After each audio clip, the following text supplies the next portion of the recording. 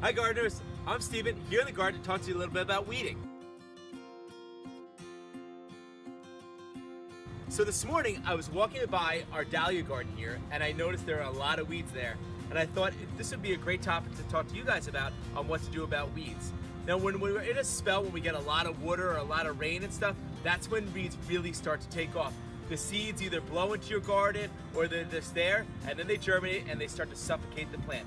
It's really, really important that you get these weeds out because the bigger they get, the more nutrients they take from your garden, the more water they take from the garden, and the more that they're gonna shade your plants. So we wanna keep on top of our weeding every single week.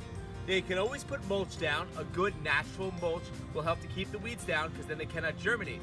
But if you don't want to put mulch down and you just want to have the natural look, which I do like, you want to get out there and weed a lot until your plants develop a big enough canopy that they'll shade them out. So in here we have all these little tiny weeds, and I don't recommend going in here and picking each one of these out. You can either use your hand with a glove and kind of scrape the top of the surface, and what that does is it basically breaks up the weed root from touching the soil and it'll eventually dry out on the top. So you just go through here and break this all up, and what that does is, like I said, is it keeps the weeds from germinating. Just leave them right on top of the soil and they will die. The other thing you can do is you can use like a simple rake just to rake around your flower beds. When you break up that ½ to inch soil on the top, that will just break up the roots and that will help to keep the weeds from germinating. So don't forget to get out there and weed, and once those weeds are under control, keep doing that once a week. Thanks so much for watching and good luck in your garden.